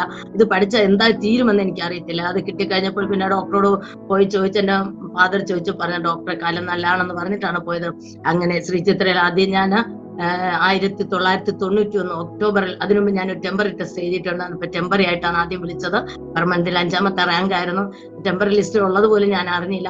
അത് ടെമ്പററി ഒരു 2.5 മാസം കഴിഞ്ഞപ്പോ പെർമനന്റ് വിളിച്ചു. അങ്ങനെ 1992 ജനുവരി മാസം 6-ാം തീയതി ഞാൻ അവിടെ ജോയിൻ ചെയ്തു. അത് ദൈവത്തിന്റെ വലിയൊരു കൃപയാണ്. ഞങ്ങൾ ഏത് വാർഡിലാണ് വർക്ക് ചെയ്യുന്നത് അതേ വാർഡിൽ വൈകിട്ട് ട്രാക്റ്റുമായി പോയി പ്രാർത്ഥിക്കും. ഞങ്ങൾ ബൈബിളൊക്കെ കൊണ്ടുകൊടുക്കുക. ഞങ്ങൾ ആരാധിച്ച് പാട്ടുപാടി പ്രാർത്ഥിക്കുമായിരുന്നു. അങ്ങനെ ദൈവം അത്ഭുതകരമായി പ്രവർത്തിക്കുന്നതിന് കാരണമായി തീർന്നു. ശ്രീചിത്രയിലായപ്പോൾ ഞാൻ മരുന്നിനല്ല ഞാൻ വിശ്വസിക്കുന്നത്, കർത്താവായ യേശു ക്രിസ്തുവിൽ തന്നെയാണ് വിശ്വസിക്കുന്നത്. മരുന്ന് കൊടുത്ത് രോഗികൾ സുഖമാകുമെങ്കിൽ മരുന്ന് കൊടുക്കുന്ന എല്ലാവരും സുഖമാകുമായിരുന്നു, അല്ലെ? മരുന്ന് കഴിച്ചാലും കഴിച്ചില്ലെങ്കിലും വിടുതൽ ദൈവത്തിന്റെ കയ്യിലാണ്, ഡോക്ടറുടെ കയ്യിലോ നേഴ്സസിന്റെ കയ്യിലോ അല്ല. ഞാൻ ഇപ്പോഴും ആഗ്രഹിക്കുന്ന ആ ദൈവ മഹത്വമാണ്. ദൈവ സാന്നിധ്യത്തിൽ നമ്മൾ ഇറങ്ങി നിൽക്കാമെങ്കിൽ പ്രിയ സഹോദരങ്ങളെ, അവിടെ ദൈവിക വിടുതലുകൾ, അത്ഭുതങ്ങൾ, അടയാളങ്ങൾ കാണുവാൻ കഴിയും. നാം സംസാരിക്കുമ്പോൾ തന്നെ അവിടെ അവരിൽ ഒരു വ്യത്യാസം ഉണ്ടാകും. ഞാൻ വർക്ക് ചെയ്യുന്ന ഏരിയയിൽ അവിടെ ഒരു അന്തരീക്ഷം സൃഷ്ടിക്കുന്നെന്ന് പലരും പറയുന്നു. യേശുവിന്റെ നാമത്തിൽ വിശ്വസിക്കുന്നവന് സകലവും സാധ്യം. നിങ്ങൾക്ക് വിശ്വാസമുണ്ടോ? ദൈവയുടെ അത്ഭുതം പ്രവർത്തിക്കുക. അതുപോലെ വലിയ അത്ഭുതങ്ങൾ കാണുവാൻ ദൈവം കൃപ ചെയ്യുന്ന. എന്നാൽ ഇതിലൊന്നും ഞാൻ തൃപ്തിയല്ല. കർത്താവിന്റെ ആ സാന്നിധ്യം ചുമന്ന അവിടെ ദൈവ പ്രവൃത്തി ഞാൻ കടന്നു പോകുന്ന എല്ലാ സ്ഥാനങ്ങളിലും ദൈവത്തിന്റെ എന്റെ പ്രസംഗത്തിലല്ല, എന്റെ പ്രവചനത്തിലല്ല, ജീവിതത്തിലൂടെ ചില വ്യക്തികൾ നമ്മളോട് സംസാരിക്കുമ്പോൾ തന്നെ അവർ ആ ദൈവ സാന്നിധ്യം അനുഭവിക്കാൻ കഴിയും. പിന്നെ ഞാൻ ശുശ്രൂഷയിലോട്ട് വന്ന കാര്യം പറയട്ടെ. ഇങ്ങനെ എനിക്ക് കിട്ടുന്ന അവസരങ്ങളൊക്കെ ഞാൻ പാഴാക്കാതെ ഞാൻ ചെയ്യണം. ഏറ്റവും വലുത് പ്രാർത്ഥന എന്നാണ്. അല്പത്തിൽ വിശ്വസ്തനായാൽ അധികത്തിൽ വിചാരണാക്കുന്ന ദൈവത്തിന്റെ വചനമാണ്. ഞാനിപ്പോൾ ഇന്റർനാഷണലി എല്ലാവരും എന്നെ കാണുന്ന ഒരു ലെവലിൽ ദൈവം കൊണ്ടെത്തിച്ചെങ്കിൽ അതിന്റെ പിന്നിൽ ഒരു വിലയുണ്ട് പ്രിയ സഹോദരങ്ങൾ. ഇതെല്ലാം ഞാൻ നന്മകൾ പറയുമ്പോൾ അതിന്റെ പിന്നിൽ ഒത്തിരി വില കൊടുത്ത അനുഭവങ്ങളുണ്ട്. മാരേജിന്റെ സമയത്തും ഞാൻ പ്രാർത്ഥിക്കുക, എന്നെക്കാളും കൃപയും കൃപാവരങ്ങളുള്ള എന്നെ സ്നേഹിക്കുന്ന ഒരു വ്യക്തി എന്ന് പറഞ്ഞ് പ്രാർത്ഥിച്ചു. അതുപോലെ പഠിച്ച ലാസ്റ്റ് ഇയർ ആയപ്പോൾ തന്നെ കെട്ടിക്കണമെന്നായിരുന്നു. എന്നാൽ ഞാൻ ഒത്തിരി കഷ്ടപ്പെട്ട് പഠിച്ചുകൊണ്ട് വീട്ടിൽ കുറച്ച് സഹായിക്കണം. 3 വർഷം കഴിഞ്ഞിട്ടായിരുന്നു കല്യാണം. എന്നാൽ ദൈവം വ്യക്തമായി സംസാരിച്ച് വെളിപ്പാട് തന്ന ഒരു വ്യക്തിയാണ് കല്യാണം കഴിച്ചത്. കാത്തലിക്സിൽ നിന്ന് വീട്ടിൽ നിന്ന് ഇറക്കി വിട്ടതാണ്. +2 കഴിഞ്ഞപ്പോൾ പെന്തക്കോസ്തിൽ പോയത് കൊണ്ട് വീട്ടിൽ നിന്ന് SSLC സർട്ടിഫിക്കറ്റും ഇട്ടിരുന്ന ഡ്രസ്സുമായിട്ട് ഇറങ്ങിയ ഒരു വ്യക്തിയാണ് എൻ്റെ ഹസ്ബൻഡ്. ദൈവത്തിന് ചില ശുശ്രൂഷകൾ നമ്മളിലൂടെ ചെയ്തെടുക്കണമെങ്കിൽ നമ്മുടെ സാഹചര്യവും നാമായി കണക്റ്റഡ് ആകുന്ന വ്യക്തികളൊക്കെ അപ്രകാരമുള്ള വ്യക്തികളായിരിക്കും. എൻ്റെ ഫാദറിനെ പോലെയുള്ള ഒരു ഹസ്ബൻഡ് ആയിരുന്നുവെങ്കിൽ ഒരിക്കലും എനിക്ക് ഈ ഒരു ശുശ്രൂഷയിൽ, ഈ ആത്മീയത്തിൽ ഈ ലെവലിലെത്താൻ കഴിയുകയില്ല. അങ്ങനെ ഈ ലെവലിൽ എത്തിയത് മാത്രമല്ല, പല പ്രശ്നങ്ങളിലൂടെ കടന്നുപോയി. ഒരിക്കൽ 2012, 13 ആ അവസരങ്ങളിലൊക്കെ ഞാൻ വലിയ നിരാശയിലൂടെ കടന്നുപോയി. സത്യം പറഞ്ഞാൽ ഞാൻ മനുഷ്യരിൽ ആരെയും വിശ്വാസം വയ്ക്കാറില്ല, ആരോടും ഒത്തിരി അടുക്കാറില്ല, ആരെയും ഒത്തിരി സ്നേഹിക്കാറില്ല. എല്ലായിടത്തും സ്നേഹമാണ്, എനിക്ക് ശത്രുക്കളില്ല. പക്ഷെ എന്റെ ഇന്റിമേറ്റ് ഫ്രണ്ട് എന്ന് പറയുന്നത് എന്റെ യേശു മാത്രമാണ്. ഭയങ്കരമായിട്ട് മുറിവേറ്റു. അങ്ങനെ പക്ഷെ അതൊരു നിരാശയിലോട്ട് പോയി. അത് ഞാൻ ഒരിക്കലും പ്രതീക്ഷിക്കാത്ത ഒരു കാരണം, പ്രത്യേകിച്ച് കാരണം ഉണ്ടായിട്ടല്ല. ഞാൻ തന്നെ അതിൽ നിന്ന് പുറത്തു വരാൻ നോക്കി. പക്ഷെ ഈ നിരാശയിലൂടെ പിശാച് എന്നെ മുതലെടുത്തു. ഞാനൊരു ഭയങ്കര ഒരു ഡിപ്രഷനിൽ പോയി. ഉള്ളു ഭയങ്കരമായിട്ട് വിങ്ങി പൊട്ടുന്ന, ആർക്ക് പറഞ്ഞാലും മനസ്സിലാകത്തില്ല. അങ്ങനെ ഒരു കണ്ടീഷനിൽ ഞാൻ കടന്നു പോകുന്നതിന് ഇടയായി തീർന്നു. ചർച്ചിലൊക്കെ പോയി ആരാധനയ്ക്കൊക്കെ പങ്കുകൊള്ളുന്നുണ്ട്. പക്ഷെ എന്റെ മനസ്സിങ്ങനെ പാറി നടക്കുന്നുണ്ട്. 6 മാസം ഞാൻ വിചാരിച്ചിട്ട് എനിക്കത് പുറത്ത് വരാൻ പറ്റിയില്ല. പിന്നെ ഞാൻ ആ വ്യക്തിയോട് പോയി പറഞ്ഞു. ആ വ്യക്തി ഇങ്ങനെയുള്ള വാക്കുകൾ പറഞ്ഞത് പോലും ഓർക്കുന്നില്ല. ക്ഷമിച്ചെന്ന് പറഞ്ഞു. ഞാനും ക്ഷമിച്ചെന്ന്. പക്ഷെ ആ മുറിവ് പോയില്ല. ഞാൻ ഭയങ്കരമായിട്ട് അത് സ്ട്രഗിൾ ചെയ്യുന്നതിന് കാരണമായി തീർന്നു. അങ്ങനെ ഇരിക്കുമ്പോൾ ഞാൻ ബൈബിള് വായിച്ചപ്പോൾ എഫെസ്യർ 6-ാമത്തെ അധ്യായത്തില് വിശ്വാസം എന്ന പരിച എന്ന ആ ഒരു വചനം വായിക്കുകയും അതവിടെ നിൽക്കുകയും ചെയ്ത ആ വിശ്വാസം എന്ന പരിച. ഇപ്പൊ പരിചയം എന്തിനാണ്? അത് യുദ്ധത്തിലാണ്, നമുക്ക് മുറിവേൽക്കാതിരിക്കാനാണ്. അപ്പൊ ആത്മീയ ലോകത്തിൽ ഒരു യുദ്ധമുണ്ടെന്നും ഇതെല്ലാം പരിശുദ്ധാത്മാവിനെ പഠിപ്പിച്ചപ്പോൾ ഞാൻ ഓർത്ത്, ശരിയാണ്, എന്റെ വിശ്വാസം എന്ന പരിച ഞാൻ ഉപയോഗിക്കാത്തത് കൊണ്ടാണ് എനിക്ക് മുറിവേറ്റതെന്നും ആ മുറിവിലൂടെ സാത്താൻ എല്ലാ തീയമ്പും കൊണ്ടുവന്ന് എന്റെ അകത്തെ മനുഷ്യൻ മുറിവേറ്റു. എന്റെ അകത്തെ ബലം ചോർന്നു പോയി. എനിക്കിപ്പോൾ പ്രാർത്ഥിക്കാൻ പറ്റത്തില്ല. പിന്നെ ഈ വചനം പറഞ്ഞാണ് ഞാൻ പുറത്തു വന്നത്. അങ്ങനെ അപ്പോൾ എനിക്ക് തോന്നി, ഇതൊരു ബുക്കാക്കണം, വിശ്വാസം ഒരു ബുക്കാക്കണം. ഇങ്ങനെ നിരാശയിൽ പോകുന്ന ഒത്തിരി പേരുണ്ട്. എല്ലാ ഇരുണ്ട അവസ്ഥ, ഒരു ബോട്ടംലെസ് പിറ്റ്, ഒന്നുമില്ല, ഒരു കച്ചിത്തിരുമ്പ് പോലും ഇല്ല പിടിക്കാന്. നമ്മെ സ്നേഹിക്കുന്ന ആരുമില്ല, നമ്മെ കരുതാൻ ആരുമില്ല. നീ കഴിച്ചോ, ഉണ്ടോ, ഉറങ്ങി ഒന്നും ചോദിക്കാൻ ആരുമില്ല. ചർച്ചിലെ മെസ്സേജ് വരെയും നമുക്ക് നെഗറ്റീവായിട്ടാണ് വരുന്നത്. എല്ലാം ആൾക്കാർ സംസാരിച്ച് അത് എനിക്കെതിരായിട്ട് സംസാരിക്കും. അവര് അങ്ങനെ ആയിരിക്കത്തില്ല. ജോലി സ്ഥലത്താണെങ്കിൽ എല്ലായിടത്തും ഒരു ഭയങ്കര മുറിവായിരിക്കുന്ന അവസ്ഥയാണ്. ഉറക്കമില്ലാത്ത രാത്രിയിൽ, രാത്രി 2 മണിക്ക് 2:30 ഞാൻ എണീറ്റ് കരയിൽ പിടിച്ചിട്ട് മത്സ്യം പോലെ ഞാൻ പിടയ്ക്കുന്ന അവസ്ഥയുണ്ടായിരുന്നു. അങ്ങനെ ഞാൻ ഈ വിശ്വാസം എന്നുള്ള ബുക്ക് എഴുതാമെന്ന് ഞാൻ വിചാരിച്ചു. അത് ബുക്ക് എഴുതി ഇങ്ങനെ അടച്ചു വെക്കുമ്പോൾ എന്റെ അന്തരാത്മാവിൽ ദൈവം വിശ്വസ്തരെ തേടുന്നു. ഞാൻ ഓർത്ത് അത് അടുത്ത ബുക്കായിരിക്കും. ഞാൻ ഡയറിയിൽ ഇങ്ങനെ എഴുതി വെച്ചു. അന്ന് പ്രേരണ പോകണം. എന്നിട്ട് ഞാൻ ഇങ്ങനെ എഴുതി വെച്ചു, ദൈവം വിശ്വസ്തരെ തേടുന്നു എഴുതണ്ട, അന്വേഷിക്കുന്നു എഴുതാന്ന് പറഞ്ഞ് എഴുതി വെച്ചിട്ട് അവിടെ ചെല്ലുമ്പോൾ പാസ്റ്റർ വേറെ എന്തോ മെസ്സേജാണ് എടുത്തത്. പക്ഷെ എണീറ്റിട്ട് പറഞ്ഞു, ഇന്ന് സഭയുടെ ഒരു എമർജൻസി നീഡാണ് വിശ്വസ്തർ, ദൈവം സഭയിൽ വിശ്വസ്തരെ തേടുന്നു. ഹല്ലേലൂയ എന്ന് കൺഫേമായി എന്റെ ബുക്ക് ഞാൻ എഴുതി. ദൈവം വിശ്വസ്തരെ തേടുന്നു. പ്രിയ സഹോദരങ്ങളെ, അത് എഴുതാൻ തന്നെ ഞാൻ എൻ്റെ എല്ലാ ബുക്കും എൻ്റെ അനുഭവമാണ്. ഈ വിശ്വസ്തരെ തേടുന്നു എന്നുള്ള ബുക്ക് അങ്ങനെ എഴുതി വെച്ചെങ്കിലും ഞാൻ എൻ്റെ ജീവിതത്തിൽ വിചാരിക്കുന്നത് വിശുദ്ധി, വിശ്വസ്തത, വിശ്വാസം, ഇത് മൂന്നും എനിക്ക് അത്യാവശ്യമാണ്. ഞാൻ എൻ്റെ ദൈവത്തോട് ആഗ്രഹിക്കുന്ന വിശ്വാസം ഇല്ലാതെ, വിശുദ്ധി ഇല്ലാതെ, വിശ്വസ്തത ഇല്ലാത്തൊരു ലൈഫ് എനിക്ക് വേണ്ട എന്ന് ഞാൻ എപ്പോഴും അങ്ങനെ ഒരു സെക്കൻഡ് പോലെ എനിക്ക് ലോകത്തിൽ ജീവിക്കേണ്ട അത് ഞാൻ അങ്ങനെ തീരുമാനം എടുത്തിരിക്കുമ്പോഴാണ് പാസ്റ്റർ ഇങ്ങനെ പറയുന്നത് എനിക്ക് വിശ്വസ്തതയില്ല. അപ്പൊ ഞാൻ പറഞ്ഞു എന്റെ ആത്മാവിനെ ഇന്നെടുത്തോണ്ട് എനിക്ക് വിശ്വസ്ത ഇല്ലാത്തൊരു ജീവിതം എനിക്ക് വേണ്ട എന്ന് പറഞ്ഞ് ഞാൻ ഭയങ്കരമായിട്ട് നിലവിളിച്ചു. പ്രാർത്ഥിച്ചു 1 മണി വരെ ഞാൻ അങ്ങനെ നിലവിളിച്ചു. അത് കഴിഞ്ഞ് ഞാൻ എന്റെ കമ്പ്യൂട്ടർ ഓൺ ചെയ്തു. ആരോ ഒരു മെയിൽ അയച്ചത് ഇങ്ങനെ തുറന്നു. അപ്പോൾ മനുഷ്യർ കാണുന്ന വിശ്വസ്ത അല്ല, ദൈവം കാണുന്ന ഒരു എക്സാമ്പിളിലൂടെ അയ്യോ എന്റെ ജീവിതത്തെ ദൈവം ഇറങ്ങി വന്ന് എന്നോട് സംസാരിച്ച പോലെ എനിക്ക് ഭയങ്കര ഒരു പീസ് കിട്ടി, ഒരു സമാധാനം കിട്ടി. ഞാൻ അത് വെച്ചിട്ടാണ് ആ ഒരു എക്സാമ്പിൾ വെച്ച്, അത് ഞാനിവിടെ എക്സ്പ്ലെയിൻ ചെയ്യുന്നില്ല, സമയം പോയി, എല്ലാവരും ഒത്തിരി നീണ്ടതൊന്നും കേൾക്കത്തില്ലെന്ന് എനിക്കറിയാം. അത് ആ ഒരു എക്സാമ്പിൾ എക്സ്പ്ലെയിൻ ചെയ്യണമെന്ന് ഓർത്തിട്ടാണ് തുടങ്ങി. പക്ഷേ 514 പേജുള്ള ഒരു ബുക്ക് പ്രിയ സഹോദരൻ ഇന്നും എനിക്കറിയത്തില്ല ഞാനത് എങ്ങനെ എഴുതി, അതിന്റെ ചാപ്റ്റർ എന്താന്ന് വെച്ചാൽ എനിക്കറിയത്തില്ല. 3 ഭാഗമായിട്ടാണ് ഞാനത് എഴുതിയിരിക്കുന്നത്. കുടുംബ ജീവിതത്തിലും ബേസിക്കൽ ഈ ലോക ജീവിതത്തിലെ ശുശ്രൂഷയില, ആത്മീയ ജീവിതത്തിൽ ആത്മീയ ശുശ്രൂഷ എന്ന 3 ഭാഗമായിട്ടാണ്. അതിൽ എന്തൊക്കെ ചാപ്റ്റർ ഉണ്ടെന്ന് എനിക്കറിയില്ല. എഴുതുമ്പോൾ ഇങ്ങനെ കടല് പോലെ വരികയാണ്. പിന്നെ അത് ഓർഡറിലൊക്കെ എഴുതി എന്ത് എനിക്കറിയത്തില്ല എന്ത് വിശ്വസ്തയാണ് എന്നെ എഴുതിയത്. പക്ഷെ ഈ വിശ്വാസം എന്നുള്ള ബുക്ക് പിന്നെ അത് പല ഭാഷകളെ ട്രാൻസ്ലേറ്റ് ചെയ്യാൻ കാരണമായി. 5 ഭാഷകൾ ചെയ്യുന്നതാണ് പ്രവചനം. പക്ഷെ അത് മലയാളത്തിൽ ആൾറെഡി എഴുതി, ഇംഗ്ലീഷ്, തമിഴ്, ഹിന്ദി, ഇങ്ങനെ 4 ഭാഷയിലായി. ഇനി തെലുങ്കിൽ വരുമെന്ന് പറഞ്ഞിട്ടുണ്ട്. അത് ആരെങ്കിലും ചെയ്യാൻ, എനിക്കിതെല്ലാം ഫ്രീ ആയിട്ട് എനിക്ക് ഓരോരുത്തർ ചെയ്തു തന്നതാണ്. മറ്റ് ചില ബുക്കുകൾ ഹിന്ദിയിലും ഇംഗ്ലീഷിലും അങ്ങനെ ടോട്ടലും 18 ബുക്കായിട്ടുണ്ട്. മലയാളത്തിൽ 12 ബുക്ക്. ഇങ്ങനെ എല്ലാ കൃപയാല് നന്നായിട്ട് ചെയ്യാൻ ദൈവം കൃപ ചെയ്തു. അതെല്ലാം എല്ലാവർക്കും വളരെ പ്രയോജനമായി തീരുന്നതിന് കാരണമായി തീർന്നു. അപ്പോൾ ഇങ്ങനെ ഒരു ലൈഫിലൂടെ കടത്തിവിട്ട ദൈവമാണ്. എന്തുകൊണ്ടാണ് അത് അനേകം പേർക്ക് പ്രയോജനമായി തീരാൻ. ഈ വിശ്വാസം എന്ന ബുക്ക് വായിച്ച് ആത്മഹത്യക്ക് ചിന്തിച്ചിരുന്ന ജീവിതങ്ങൾ പോലും വിടുതൽ പ്രാപിച്ചു എന്ന് സാക്ഷി കേൾക്കുമ്പോൾ ഞാൻ അന്ന് കടന്നുപോയതൊന്നും എനിക്ക് വലിയ ഒരു പ്രശ്നമില്ല. തിരുവചനത്തിൽ കാണുന്ന നിങ്ങളുടെ കഷ്ടത മറ്റുള്ള അനേകം പേർക്ക് പ്രയോജനത്തിനാണ്, വിടുതലാണെന്നോ അതിനൊക്കെ എനിക്ക് അന്നേരം കിട്ടും. അതെല്ലാം ഞാൻ മാത്രമല്ല, ഈ പ്രഷറിലൂടെ കടന്നു പോകുമ്പോൾ എനിക്കറിയാം എന്റെ ദൈവം ഇതുവരെ എനിക്കൊന്നും തിന്മയ്ക്ക് ചെയ്തിട്ടില്ല. ഞാൻ ഇപ്പൊ റോമർ 8:28 അന്ന് ഇന്നും എന്റെ അർത്ഥവാക്യാണ്. അത് ദൂതന്മാർ വന്ന്, സ്വർഗത്തിലെ ദൂതൻ വന്ന് പറഞ്ഞാലും ഞാൻ അത് സമ്മതിക്കത്തില്ല. എന്റെ ജീവിതത്തിൽ കടന്നു വരുന്ന എല്ലാം അത് നന്മയ്ക്ക് തന്നെയാണ്. അപ്പൊ ഞാൻ പറയുന്നത് സാത്താനെ ഇത് ദൈവം നന്മയ്ക്കാക്കി തീർക്കുക, ഇത് തിന്മയ്ക്കല്ല, ഇതിന്റെ പിന്നിലൊരു നന്മയുണ്ട്. അപ്പോഴെല്ലാം എനിക്ക് ഇങ്ങനെ പറയാൻ മനസ്സിലാകുന്നുണ്ട്. ഞാൻ ഒരു ലേബർ റൂമിലാണ്, പുതിയത് എന്തോ എന്നിൽ നിന്നും ജനിക്കാൻ പോകുന്നത്. അപ്പൊ പിന്നെ ദൈവം എങ്ങനെ ചതച്ചിട്ടാണ് എടുക്കുക. ഞാൻ പറഞ്ഞില്ല, അങ്ങനെ ഈ ബുക്ക് വിശ്വാസം എന്ന ബുക്ക് വന്നപ്പോ വാസ്തവം പറഞ്ഞാൽ അതൊരു പുതിയൊരു ജനനം തന്നെയായിരുന്നു. അതിന് ഞാൻ കൊടുത്തൊരു വില എന്ന് പറയുന്നത് അത് ഭയങ്കര ഒരു വിലയാണ്. പ്രിയ സഹോദരങ്ങളെ, മത്തായി സുവിശേഷത്തിൽ നമുക്ക് കാണുവാൻ കഴിയും, നിന്റെ ഭാരം എന്റെ മേൽ വെച്ചുകൊള്ളുക. ഇങ്ങനെ ദൈവാത്മാവിനോട് ഇടപെട്ട ഈ ഒരു വചനമാണ് എനിക്ക് മറ്റുള്ളവർക്ക് വേണ്ടി പ്രാർത്ഥിക്കാൻ ഒരു ആത്മഭാരമായി തീർന്നത്. കർത്താവിന്റെ ഭാരം എന്റെ ഭാരമായി എടുത്തോളാം യേശുപ്പ എന്ന് ഞാൻ ദൈവസന്നിധിയിൽ പ്രാർത്ഥിക്കുക, അതിനു വേണ്ടി കരയുകയും ചെയ്ത അന്ന് മുതൽ കർത്താവ് മറ്റുള്ളവർക്ക് വേണ്ടി കരയുവാനും പ്രാർത്ഥിക്കാനും ഒക്കെ ദൈവം കൃപ ചെയ്യുന്നു. അങ്ങനെ ഇന്ന് ദൈവം ആക്കിയിരിക്കുന്ന സ്ഥാനത്ത് ഞങ്ങൾ കുടുംബമായി തന്നെ ശുശ്രൂഷയിലായിരിക്കുന്നു. എന്റെ മകന് MA ഇംഗ്ലീഷ് കഴിഞ്ഞു, ജോലിയൊന്നും ആയിട്ടില്ല. മകള് ഹൗസ് സർജൻസി ചെയ്തുകൊണ്ടിരിക്കുകയാണ്. ഹസ്ബൻഡ് റിട്ടയർഡായി ശുശ്രൂഷയിലായിരിക്കുന്നു. ഇങ്ങനെ അതിശയകരമായി അത്ഭുതകരമായി ദൈവം ഇതുവരെ കൊണ്ടുവന്നെങ്കിൽ ഇതെന്റെ കഴിവോ മറ്റേ മാതാപിതാക്കളുടെ കഴിവോ ഒന്നുമല്ല. അതുകൊണ്ട് ഞാൻ പറയുന്ന പ്രിയ സഹോദരൻ, അമ്മയെക്കുറിച്ച്, നമ്മളെ മക്കളെ കുറിച്ച്, നമ്മുടെ തലമുറയെ കുറിച്ച് ദൈവത്തിന് ഒരു പദ്ധതി ഉണ്ടെങ്കിൽ നാം ദൈവഹിതത്തിൽ നിന്നാ മതി. ദൈവം അവിടെ നമ്മെ എത്തിക്കും. അതിനായി എന്റെ ദൈവം അതിനെല്ലാം സഹായിക്കട്ടെ.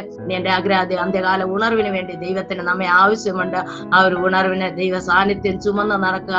നമ്മുടെ പ്രസംഗമോ ഒന്നുമല്ല. ഞാൻ ആഗ്രഹിക്കുന്നത് ആ കഴുത യേശുവിനെ ചുമന്ന് നടന്ന പോലെ ദൈവ സാന്നിധ്യമായി നാം ഇറങ്ങി നടക്കുമ്പോൾ നാം കടന്നു പോകുന്ന എല്ലാ സ്ഥാനങ്ങളിലും യേശു എപ്രകാരമായിരുന്നു അതുപോലെ ആ ദൈവ സാന്നിധ്യത്തിൽ നടക്കുവാൻ ദൈവം നമ്മെ എല്ലാവരെയും കൃപ ചെയ്യട്ടെ.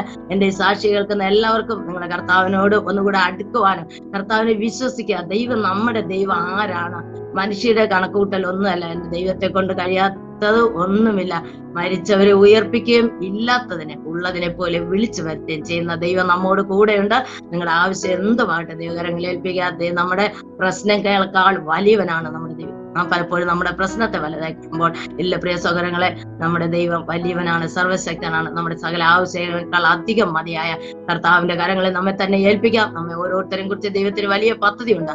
ആ ദൈവിക പദ്ധതിക്കായി എന്നെ തന്നെ എന്റെ കുടുംബമായ ദൈവങ്ങളിൽ ഏൽപ്പിക്കുന്നു. നിങ്ങൾ ഓരോരുത്തരും എനിക്ക് വേണ്ടി പ്രാർത്ഥിക്കുക. പറഞ്ഞതിന് ഒത്തിരി കാര്യങ്ങളുണ്ട്. അതെല്ലാം ദൈവനാമത്വത്തിന് തന്നെ തിരുവാൻ ദൈവം കൃപ ചെയ്യട്ടെ എന്ന് പ്രാർത്ഥിക്കുന്നു. ഇത്ര സമയം എന്റെ ശബ്ദം കേട്ടിരുന്ന എല്ലാ പ്രേക്ഷകരും കർത്താവ് വീണ്ടും വരുന്നവനായ കർത്താവ് യേശു ക്രിസ്തുവിന്റെ നാമത്തിലുള്ള എന്റെ നന്ദി അറിയിക്കുന്നു. ഞാനിവിടെ അവസാനിപ്പിക്കുന്നു. ദൈവം നമ്മെ എല്ലാവരെയും അനുഗ്രഹിക്കട്ടെ. ആമേൻ.